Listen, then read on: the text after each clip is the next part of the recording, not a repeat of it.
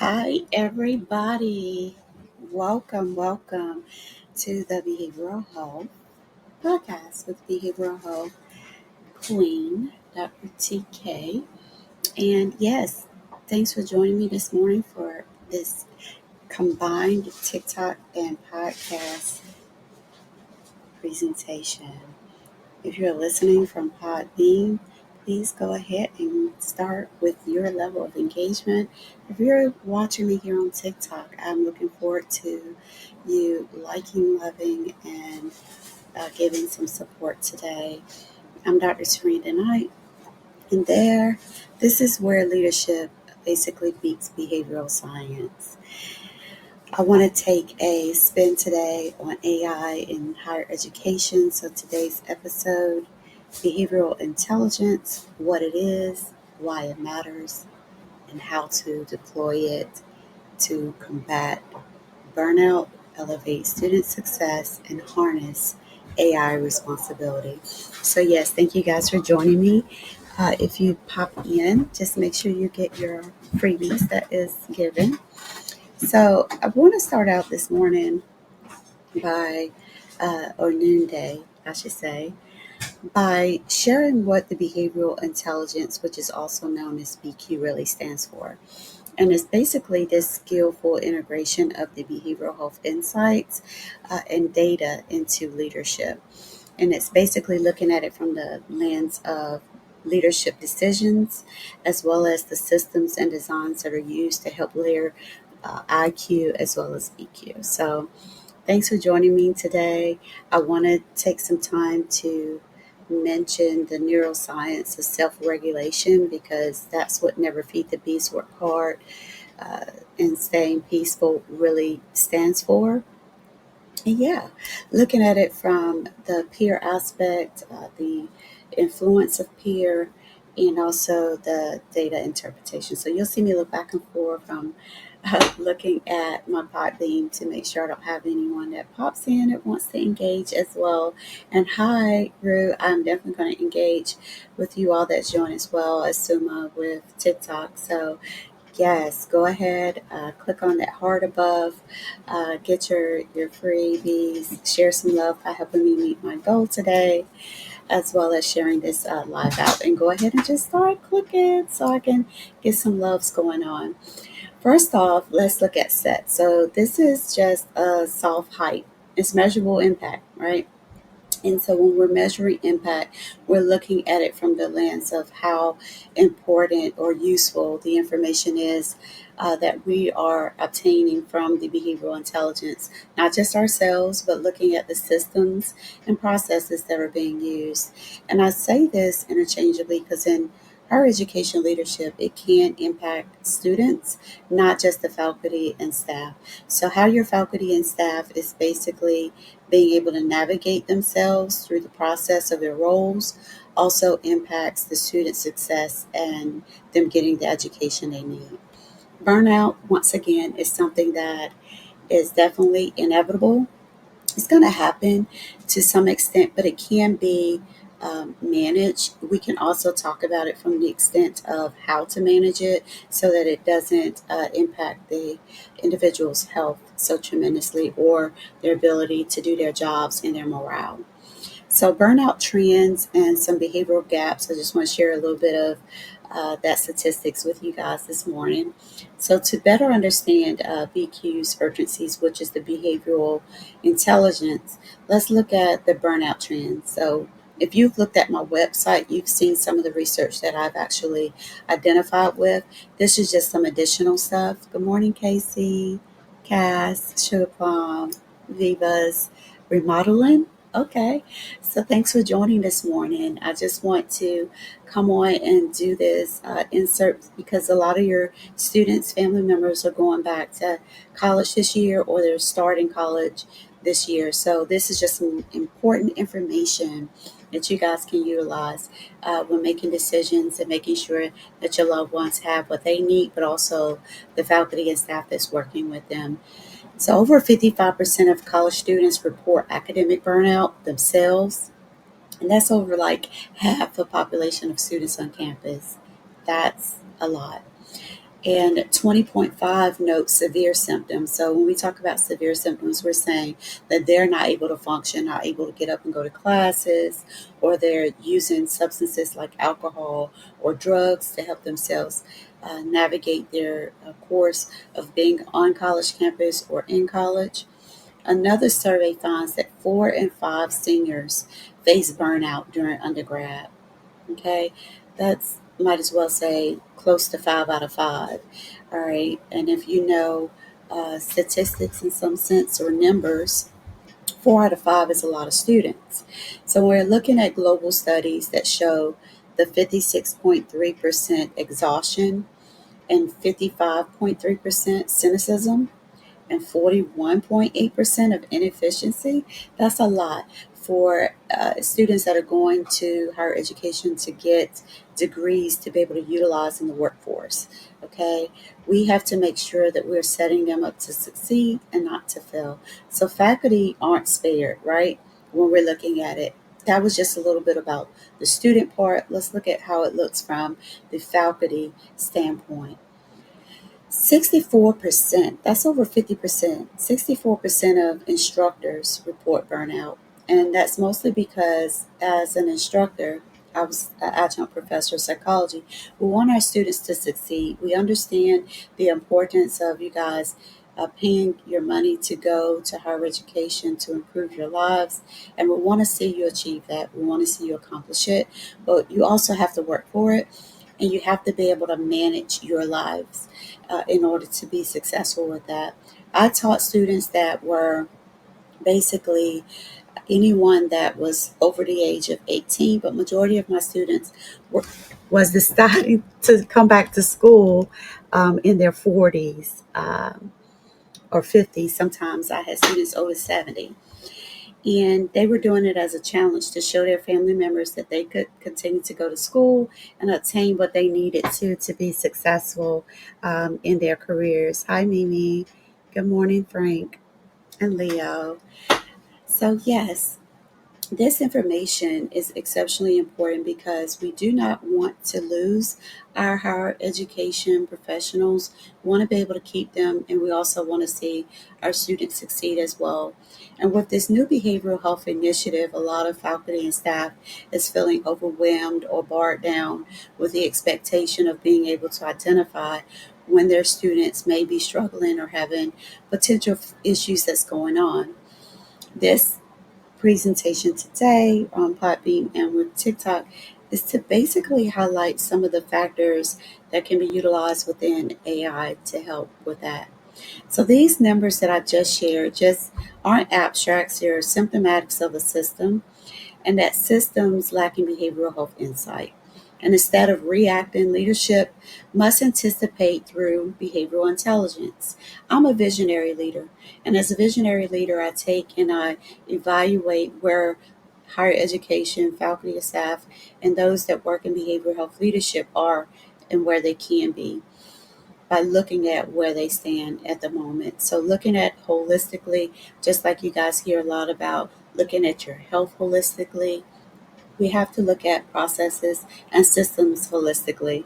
I just saw a video this morning of Tyler Perry basically posting how he identified how there's such an inequity in the legal system, how, you know, you got certain people that commit crimes that is able to get away with it because their family members play golf on a golf course with judges versus others that family members commit particular crimes and they don't get that same luxury.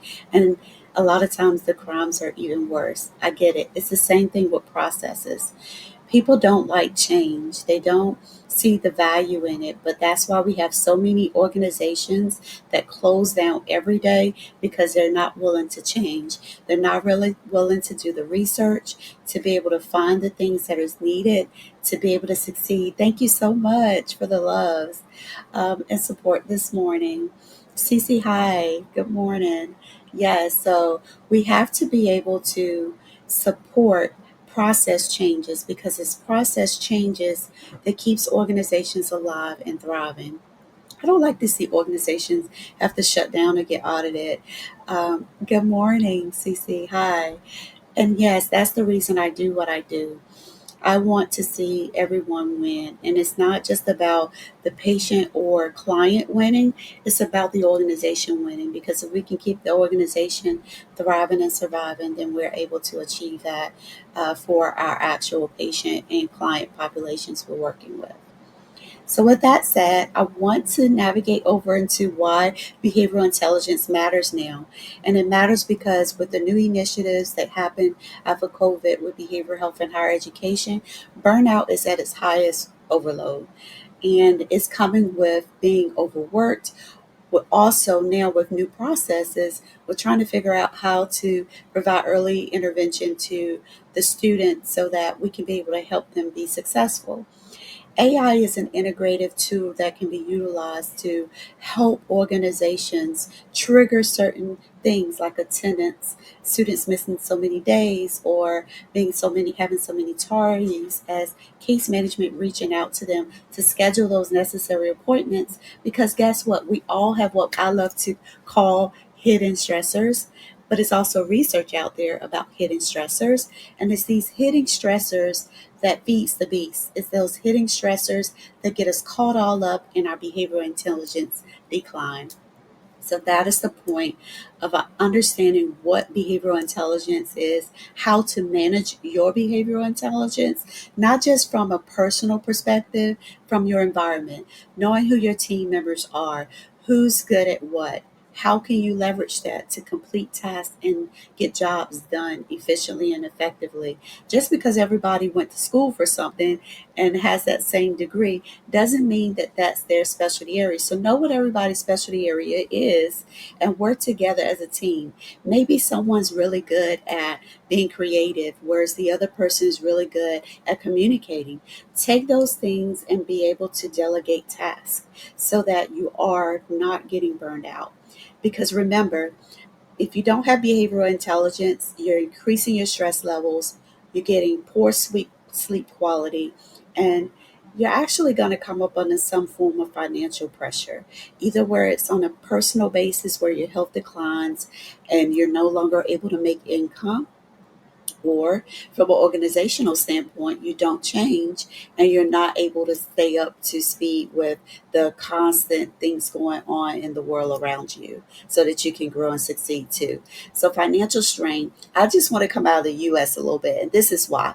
Because when I gained my education over the years, I realized that a lot of our research, a lot of our things that we incorporated or utilized today came from overseas, like the UK or in, you know, England, Germany, all these particular areas were doing research and we were utilizing it in the US. And that's what we was using to structure our format and processes. And still today, we use a lot of that research. Take a look at this. Financial strain. 68% of UK students now work term time. Okay. That's reducing study hours for them and helping them be successful. Okay, they are able to gain their education sometimes in a shorter period of time, and we're utilizing all resources to benefit them the best we can. Hi, Shop Cosmic Vibe. Thank you so much for the love, CC. I love it. The next thing is 60% of students feel stressed daily. Okay, one in five perpetually is dealing with some form of stress. Imagine what that looks like for the faculty and staff as well. They are stressed. They are trying to meet the demands of providing the adequate education that students are needing to be successful, as well as being able to meet the needs of not just the organization, but themselves personally in their own goals of being successful. So let's think about this. Leadership models must shift basically to be compliant and have this behavioral design to it that shows empathy, grounded systems. Sorry, that are basically looking at those little smart nudges, because that's the whole point. We don't want to feed the beast. We want to be able to work hard and stay peaceful, maintain our own sense of behavioral intelligence while also helping others gain theirs by helping meet them where they are.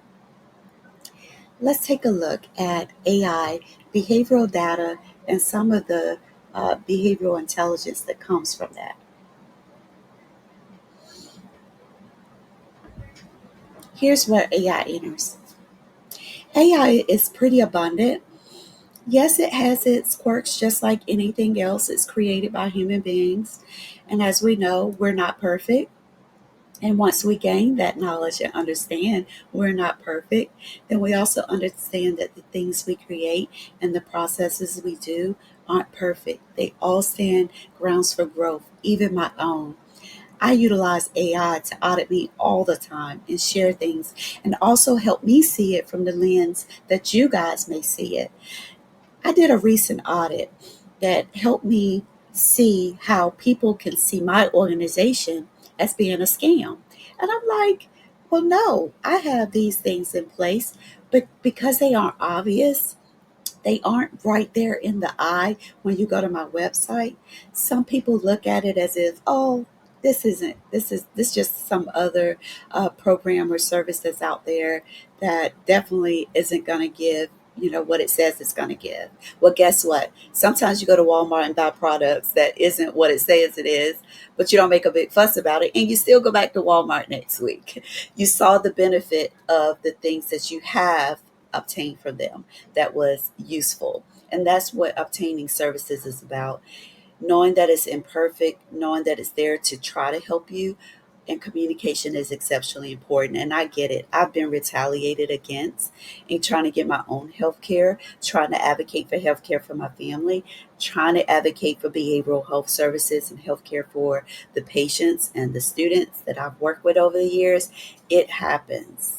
It really does. But don't give up the fight. Never feed the beast, work hard, and stay peaceful. And know that you have the ability to succeed. So let's take a look. 84% of higher ed professionals use AI now. Yes, that's very close to 100% of them, right? They're using it to help them improve their processes. But guess what? They lack in the ability of knowing the proper terminology to utilize to trigger the correct outcomes as needed to use it appropriately. So up to 32 points in a year, yes, we are growing in AI and I love it because it's the new way and it's a great change that can help reduce a lot of the stress that has been placed on professionals, students across the world for decades. Now, 93% plan to expand AI in the next 2 years, citing predictive models for enrollment, 85% in student success, in utilizing AI is 83%, you guys. So that's exceptionally high usage for AI. 82% of college students have used the AI tool as of now. Students is using AI, you guys, for completing their assignments, for explaining their concepts. Yes, it is something exceptionally useful and helpful to you leveraging your careers and yourself as a whole. Imagine asking AI to tell you, to explain to you, bye, CC. Thank you so much for the love. Thank you for joining as well. Yes. Make sure you clicked above too to get your heart, do the little heart thing and get your little free stuff as well. So thank you for joining this morning. But yes, know that when you're utilizing AI tools, it can be helpful to you and your process. Volume alone doesn't equal value. Okay. Behavioral intelligence enables that translating factor we need for AI derived data into meaningful interventions. That's what it's about. Don't be afraid of it. Don't be feeling as though people are going to make you look bad by utilizing it. No, you're being smart. You are navigating and changing according to the way the world is navigating and changing. Okay. And there's nothing wrong with that. It can give you predictive alerts. It can help give mental health nudges. It can help personalize guidance. And all those things are exceptionally important in being successful. Okay. And utilizing these things to improve the higher education leadership and behavioral health leadership experience so that students, your family members, can get what they need. Okay, so let's take a look. I just want to share some of the things that I found. Brian, thank you so much for joining. You guys, hit that love for me. Show me some love this morning. Help me meet my goal. Just tell me if I'm awesome. Click my little kitty cat and share some love. But yeah, let's look at the University of Iowa. Uh, they piloted a real-time AI-driven process, and it's a dashboard that helps flag student stress patterns, and utilizing those identified measures help improve the student outcomes when it came to behavioral health. Stanford MBA students also use AI to convert readings into podcasts, audio summaries, free time for rich discussions. Yes, it can be leveraged that way, you guys. Adaptive AI tutors like Corbett reports 2 times to 2.5 times the learning gains, underscoring that BQ's ability to personalize interventions. Okay? These aren't hypotheticals. All right, they show behavioral intelligence, BQ plus AI driven engagement, retention, and learning outcomes. These things are all important to how higher education, institution leadership, and behavioral health leadership can leverage this to improve what they're trying to do. Consultants that understand, like myself, can be exceptionally important with you navigating that. And just know anything can be manipulated. If someone has something out for me, they can create a story, they can manipulate my processes, they can steal my information, they can backlog, they can change dates, they can basically make anything look like whatever they want to. Don't allow those things to intimidate you. Keep fighting, keep moving, keep working, keep going forward. Suicide and homicides are real, which is why I do what I do every day.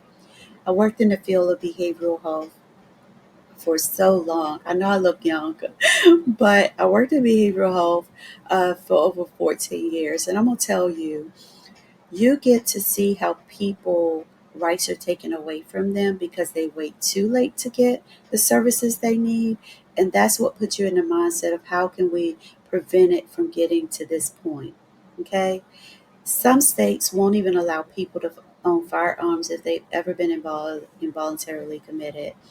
And to be honest, we all need to be able to protect ourselves, and we all need to be able to receive the services we need, whether we're faculty, whether we're staff, whether we're students, or whomever we are. Okay?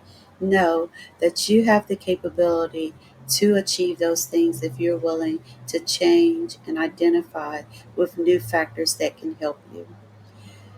If you're ready to implement, here's a 3-step roadmap. Look at a behavioral health audit.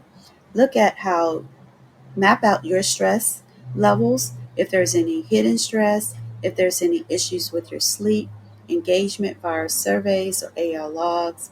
Identify peaks through basically in campus behaviors that students may have to trigger how students get the services they need so that the actual faculty and staff don't feel like there's one extra thing they have to do is do a scan of everybody in the room to see who looks sad and down and make referrals for them. The behavioral system design is the second piece.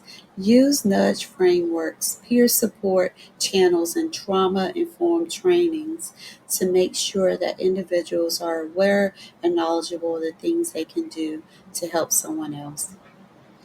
And third, AI enabled behavioral intelligence synergy. The most important thing, deploy predictive dashboards, integrate AI powered assistant bots for feedback loops, and ensure responsible AI fairness, privacy, and transparency. Behavioral intelligence isn't optional, okay? It's a connective tissue of effective transformation that we need in the field in order for us to be successful Radio Palesk on my Podbean Live. Thank you for the love and thank you for joining. I appreciate you coming in and supporting as well as those that are here on my Tech Talk this morning. So, yes, thank you. If you can share out this, is wonderful so that other people can have the experience of hearing and also learning these important tips that's helpful in them navigating behavioral health leadership, higher education leadership, because it's important. Our students need that support. They need change in processes and systems. So, to basically do an overview for you guys.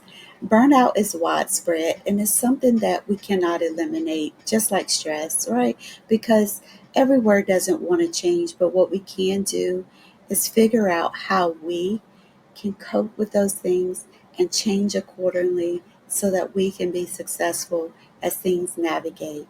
AI is persuasive, right? But only behavioral intelligence connects those dots that we need.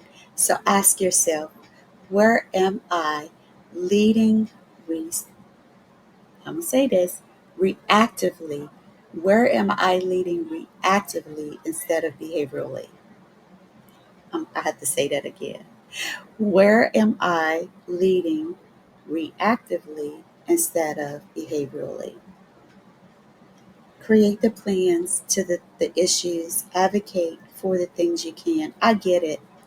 I hate having to navigate to people that went to school and got education, certifications, licensures in areas.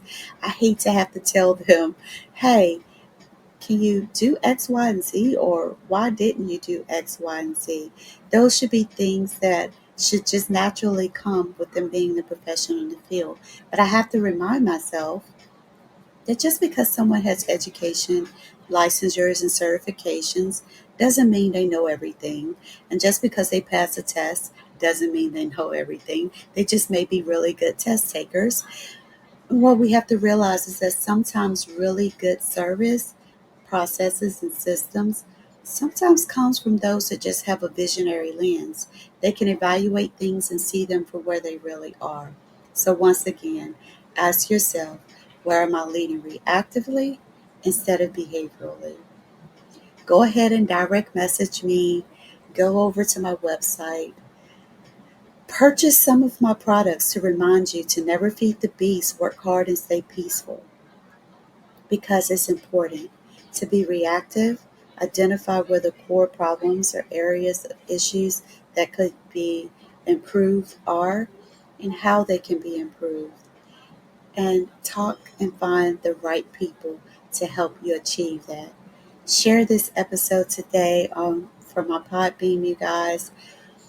Follow me on Facebook, Instagram, and TikTok. Visit my website where it will share access to all these various things in one place. www.virtuallyrenownedconsulting.org, and you can find that in my link tree on my platforms. Thank you guys for listening. I'm Dr. Teranda Knight, and know that I'm here for you, whether it's through your higher education leadership or your behavioral health leadership. If you identify where you have a professional that can improve and you don't know what to say or how to help get them to identify the things needed to help you improve, reach out to me. I'm here to support in any way that I can. And until next time, lead with insight. Never feed the beast, work hard, and stay peaceful. And remember, you guys, support is everything.